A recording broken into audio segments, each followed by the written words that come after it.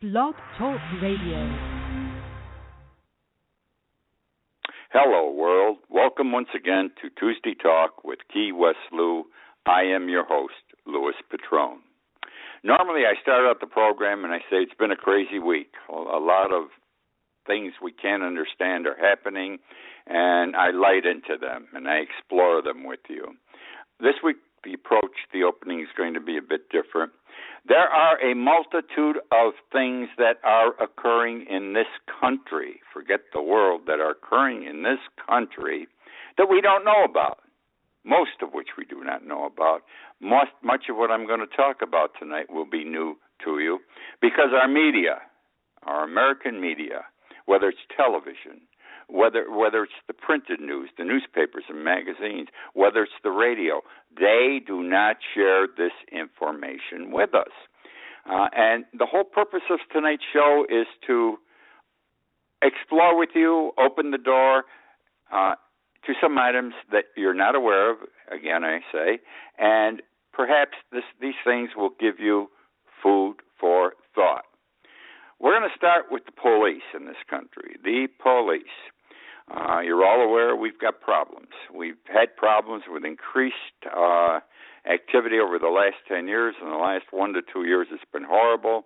Blacks being shot, some police officers being shot. It's like there is a war out there. It's the police against the public. It's the only way to describe it, whether you're black or white. It's the policeman against society, which I find strange because police officers they're sworn to protect society. That's us. To protect and safeguard society. Again, we are society. And instead of being concerned for us, who they are sworn to protect, they seem more concerned for themselves. Example, this past week, Topeka, Kansas, the heartland of America. A new rule is being followed by the Topeka Police Department. This is a rule which they originated and decided upon themselves, the police department. The city council, the common council, whatever it's called in Topeka, the Topeka mayor, had nothing to do with this. This is a rule that the police department itself has initiated. And here's what the rule is. Anytime a car is stopped, whether for a traffic violation or anything else, everyone in the car, whether driver or passenger, must raise their hands as if they're being held up. Raise your hands, and they must lift their hands. It's like, in the Old West, stick them up. And if they don't stick their hands up, then there's going to be real problems because the police officers are going to do this now, put up your hands to make sure that no one has a gun, obviously, but more to make sure that, as they say, and this is the justification for it by the Topeka police officers, we want to go home at night to our family, and we're going to do everything that we can to make sure we go home to our family. So everyone has to put their hands up. Police officer is going to say, put your hands up. The hands are going to go up. This doesn't sound right to me, and it doesn't sound like the American way.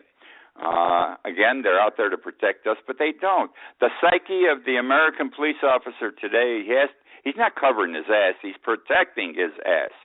I take the opportunity, and I have many opportunities here in Key West, to talk to police officers from all over the United States. Everyone seems to come at some point in time to Key West on vacation. I'm out I'm out in the town at night, and I'm in some bars or restaurants, and every time I run into a police officer from somewhere in the United States, I engage him in conversation. They're a little reluctant at first, but then they get into it with me, and I'm shocked because every time I hear the same thing. We must be quick with the gun to protect ourselves. We want to be sure we're going to live, see our children graduate from school, marry, and all that sort of thing, which is noble and fine. But they have a job to protect us, which I think is taking a secondary position as to what they should be doing. So that's what they're doing in Topeka, Kansas. Would you believe it? I'm going to stay with police work for a little bit longer now. All right, let's talk about tickets. You're driving along, you stop, you're speeding, you're doing 65 in a 50-mile zone or a 40-mile zone, and you're going to get a traffic ticket. And whether it's a traffic ticket or a number of arrests, over the years, all of us had to think there has to be a quota system.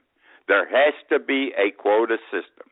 Now, police never owned up to a quota system. Police departments never owned up to a quota system. But if you followed these things, and I did as a lawyer sometimes, you would find that in the last week of the month, more tickets were given out for traffic violations than in the beginning of the month. And the reason being, each cop had a quota regarding traffic tickets, and he was running behind, and he had to catch up. Now, it doesn't seem proper to me to have to give tickets out because you must to reach a certain number. That means the police officers are going to give out tickets that aren't justified. Very simple. That's the way it works. Okay, now, where do we go from here? I want to tell you about Craig Matthews. He's a hero police officer, a hero cop in New York City. He had some stature. He complained to his superiors about traffic and arrest quotas. Traffic and arrest quotas. The police department, the New York City Police Department, retaliated against him. They gave him lousy assignments. This is a hero cop. He's supposed to be, he's not supposed to be in Coney Island. I don't know where they put him. He's supposed to be in downtown Manhattan. This is a big man. He's qualified. He's experienced. But they gave him lousy duty spots, and they just made his life overall miserable. And a man who had gotten perfect evaluations up to this time, he's a hero police officer, remember, is now getting poor evaluations every period. Well, he said, I'm not going to take this anymore, and he sued. He sued in federal court. He sued his employer, the city of New York. Well, the federal court in New York City threw his case out. They said, as a police officer, you don't have a right to sue your employer if you were damaged, and this isn't a damage we think qualifies. There's workers' compensation, but this isn't even workers' compensation. Well, Matthews didn't take it sitting down. He appealed to the Second Circuit in New York City, and the Second Circuit turned the case around to his benefit. They said he does have a right to sue. Why does he have a right to sue?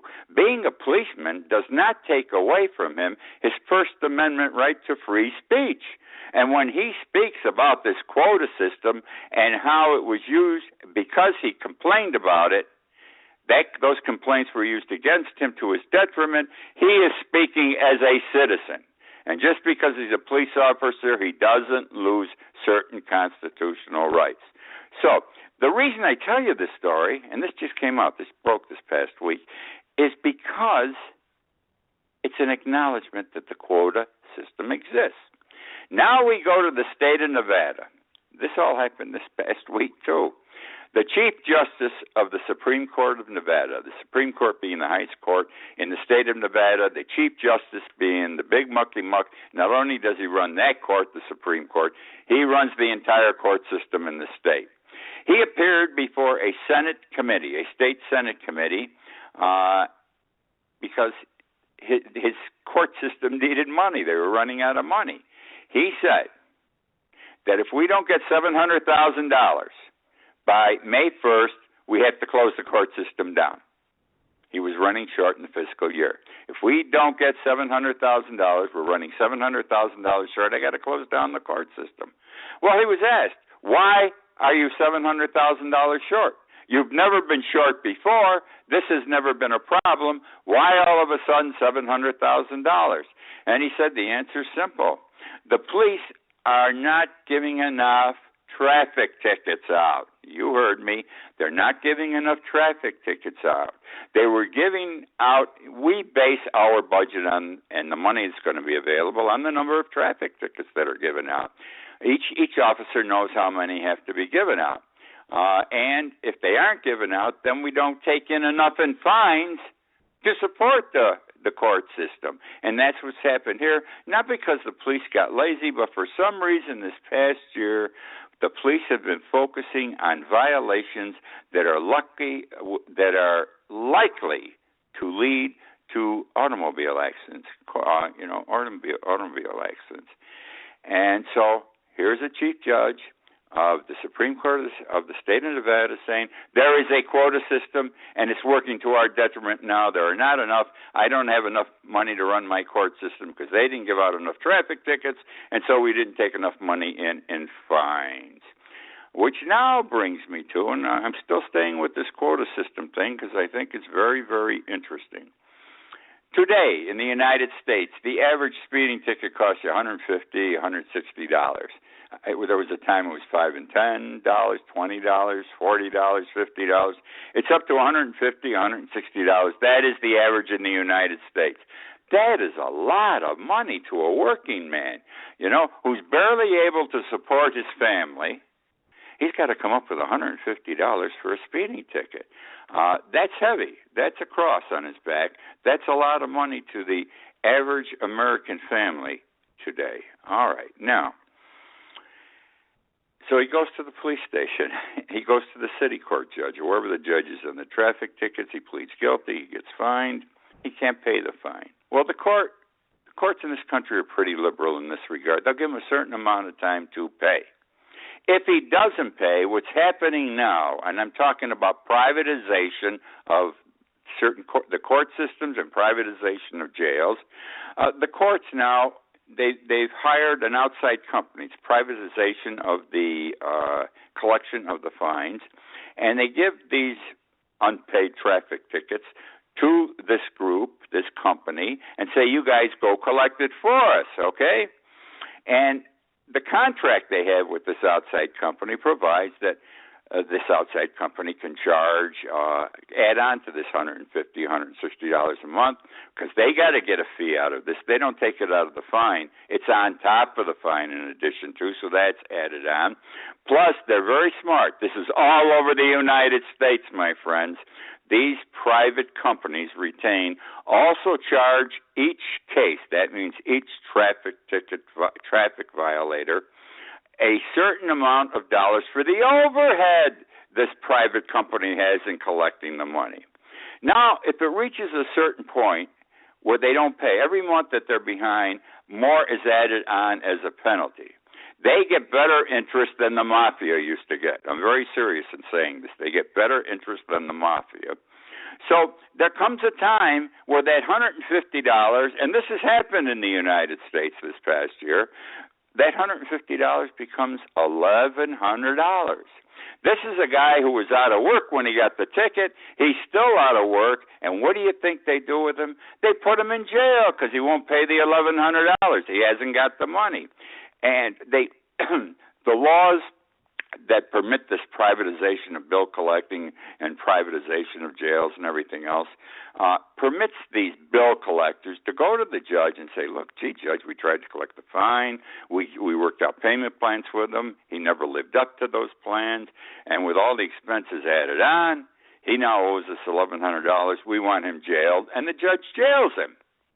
And this guy sits in jail for a long time because he can't come up with $1,100 and he can't work to make the money to pay the fine.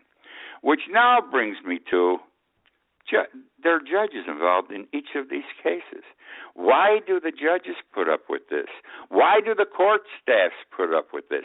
Why is this problem developing and getting greater in the United States? And I'll tell you simply why. Money is very important. Everyone's broke. The judges and their staffs generally receive their pay. Their salary is paid out of fines collected. Their salaries are paid out of fines collected. The overhead for their courtrooms is paid out of the fines collected. So if they say, hey, you guys shouldn't be doing this, it doesn't sound American to screw this guy and put him in jail for $1,100. It's a debtor's prison, but it's legal under our law in this country now. It's just not right. You can't do this. Then they're not going to get paid. The judge isn't going to get paid. He isn't going to get his $140,000 that year. It's going to be short. He's going to have to lay some people off with the courtroom staff. He's not going to be able to pay certain bills for paper and things like that they need. And so they close their eyes. Everyone closes their eyes because we can't screw up the system. We need the money. It's got to be paid. And they don't care how much it is. They keep quiet because they want to get paid. All for real, my friends, all for real. Which now brings me, I'm going to stay with policemen once more. They are an exciting topic these days. They're an interesting topic, not exciting, interesting. They are a sad topic, and I'm going to tell you a sad story right now. We are in Camden County, which is part of or near Philadelphia, and we're dealing with a Camden County police officer, Lieutenant Benito Gonzalez. Lieutenant Benito Gonzalez. He is off duty. He goes into a Starbucks. He sits down at a table. He pulls his shorts down and starts masturbating. He's jerking off in front of the whole store. Now, I don't know. I would assume police also they hold themselves to a certain moral standard, and that's pretty way out for a police officer. I don't care he's on his own time to go masturbate in front of everybody in a Starbucks. Remember, old people, average age people, and young children going to Starbucks. I mean, my 12-year-old granddaughter, I can recall, in Boston, she had credit cards to go into Starbucks and buy something. Okay. They suspend him. He's still suspended, by the way, but he's suspended with pay. And it took a whole year to find out what his crime was going to be. He finally pled guilty to lewdness, okay? And he's still working, but he's not working. He's suspended, but he's getting paid because they don't know how to handle him. Apparently the charge doesn't get him, plea of guilty doesn't get him kicked off the force, and they're just not sure how to handle this, the police department. And so he's still sitting there after showing himself publicly. And this just is not right. And these are the people who are protecting us, showing us the way we should conduct ourselves in the world and so forth. Okay, that was interesting, wasn't it? Now we're going to go, I want to talk about GMOs. I haven't talked about GMOs in a while. Genetically modified organisms. You know, they're making all these super duper seeds in laboratories, and they're growing all these fruits and vegetables, even wild stock, sheep, cows, and so forth. And then we're eating this stuff, and who knows if we're ever going to, 10 years from now, how many people are going to have cancer. Well, people have gotten cancer already, and not directly from the GMOs. Monsanto, the biggest GMO country in the world, came up with a pesticide several years ago called Roundup. Most of you are familiar with Roundup. Well, turns out Roundup was bad stuff, and it may have killed the bugs on the fruits and vegetables that were growing, but it also ended up killing the people who were working in the fields and some of the people who ate that stuff. Why? Because Roundup causes cancer. Now, I'm not talking about one or two isolated cases. Monsanto has farms all over Central and South America, and they have factories and so forth. Several Central American and South American countries, the countries themselves have outlawed the use of Roundup and also genetically modified organisms, period. They don't want to know anything about it anymore. This past year, Russia, Putin himself, he said, we're not going to have any GMOs, no more GMOs in this country, no more Roundup, no more anything. I'm going to tell you, the only country in the world that is strong with GMOs is the United States. And Putin said, I'm throwing them out. He said, and I don't care if the United States wants to poison their people. We're not going to do it here. Can you imagine? I mean, it's got to be real bad. Okay, now, there are people in this world who speak for these companies that do GMOs. These are scientists. They got PhDs from the greatest universities in the world. They look at global warming. They look at oil companies. They look at GMOs, and they say there ain't no global warming. Oil production doesn't hurt anything, and the GMOs are not dangerous at all, and Roundup isn't dangerous. So we have a Dr. Moore. His first name slips my mind, Dr. Moore, and he is one of these scientists. He doesn't work directly for these companies. He's a consultant. He's hired to give his opinion. Interestingly, when he first got out of school and got into business, he was against everything. He was against the oil companies. He was against the GMOs. But now he's on their side. Money talks. That's the way it is. Anyhow, he is being interviewed on a TV show in France. And he said, nothing wrong with Roundup. You could drink a glass of it. It would not hurt you. This is the pesticide that there's no question has been established all over the world is causing cancer. People who use it, who inhale it, and people are getting it from the foods they eat. He says, there's no problem. That's a crock. No problem at all. Well, the guy interviewing him was smart. He had a bottle of Roundup, and he pulled it up and put it on the desk. He says, well, if it doesn't cause a problem, would you take a drink right now? Twice Dr. Moore was asked to drink some Roundup, and twice he refused. Finally, he saw he was in a corner. He got up, and he told the interviewer, he says, you're not going to do that to me. You think I'm crazy? I'm going to drink that? You think I'm crazy? I'm going to drink that stuff? And he walked off the set. He refused to be interviewed any further.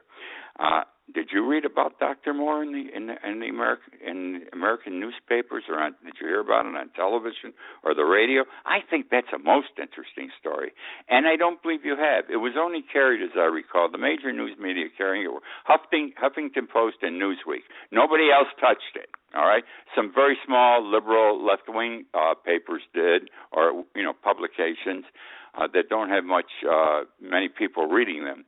But it wasn't covered big time, and most of you have, probably all of you, didn't hear about it. But it's newsworthy that the man's bluff was called. These are guys saying, this crap's good to drink, don't worry about it. And when it was offered to him, he refused. Then he says, do you think I'm crazy? I'm not going to drink that stuff. All right, these are the things that bother me, that we don't know about these things because it's all important. Which now brings me to Bill Gates. We all know Bill Gates. Great American, never finished college, made a hell of a lot of money through the internet, retired now at a very early age. My recollection is that every year when the list of who are the richest men in the world comes out, he is one or two. He is a multi-billionaire, okay? Big time. He does a blog, like I do a blog every day. He does a blog less frequently, maybe every couple of weeks, once a month, whenever the mood hits him. But in a blog he did recently, he said, and this is interesting, follow me, that in 3 years, China used as much concrete in 3 years as the United States did in the entire 20th century. That's right. In 3 years, and the years were 2011, 2013, China used more concrete than we did in the United States from 1900 through 1999. Wild, isn't it? Which means, and the reason I bring this up, it means that China's building things. They are. They built the middle class in China. They've got an infrastructure. They've got decent roads, okay? They've got great schools. The roof doesn't leak at their school, and their bridges don't fall apart. Now, we need new roads, new bridges, and new schools. And the way to do it, and Obama's been trying to do it since the day he was elected 6 years ago, is let's get a bill, let's get the money for the government to go out and do these things. Because if the government does all these things, fix the road, fix the bridges, etc., people are working, people are making money, the economy will come back swiftly. Well, the Republicans, they know it's going to work. They have refused to do it, though, for 6 years, and I assume it is because of their hatred for Obama, which is one of the strangest things in our country's history. So, there's China. They're building everything. We're not building anything, and that's why they used more concrete in 3 years than we used in 100 years. There's another, right now China produces and uses 60% of the world's cement. 60% of the world's cement is made and used in China. There's one other thing here. We know that global warming. China is the biggest polluter in the world. The United States, we do pretty good ourselves at polluting, but China's the big gun out there. Well, when you make concrete, when you make cement rather, and I've already explored with you and shown you how the Chinese are making a lot of cement. What happens is there are carbon dioxide emissions, and the emissions go up, they increase with the amount of cement that's being produced. And because they're producing so much cement, that's one of the major reasons they have this global warming problem. They got all this carbon dioxide in the air, and that's a bad situation that comes out of that. And they've got to cut back. We've already agreed to cut back, and they've agreed to cut back. We have some agreement we came to last year, but we have to cut back before they cut back. It's one of those deals. Now, that brings me to, what's the time here, my friends? How are we doing? Oh, we got 4 minutes. I want to talk about federal officials, primarily of employees of the Drug Enforcement Agency. They're going after the drug cartels, the DEA, Drug Enforcement Agency. There have been a series of sex and abuse scandals, that were only revealed recently. Now, let's start with how's this story. There were a number of DEA employees who had top secret clearance. They went to sex parties, how nice, prostitutes there, everything paid for, including the prostitutes, by Colombia drug cartels. Or there was the DEA assistant regional manager somewhere, and he was retiring, and they had a party in the offices, the federal offices, and at that party there were paid hookers, not just for him, paid hookers for everybody, And somehow, this I don't understand, he got away with it, everything got paid for, was put on the books. Taxpayers paid for the party, paid for the hookers, and, they doctored up the books because they weren't going to take it out of their own pockets, apparently. Now, what's even more interesting is, you remember, what's her name, Monica Lewinsky. One of the big problems President Clinton had was that he had sex with her in a government office, the White House. You can't do it. You can't do it. So we've got that. Then we've got other problems where supervisors in Colombia, American DEA agents are receiving money, expensive gifts, and weapons from cartel members, Prostitution is not being punished.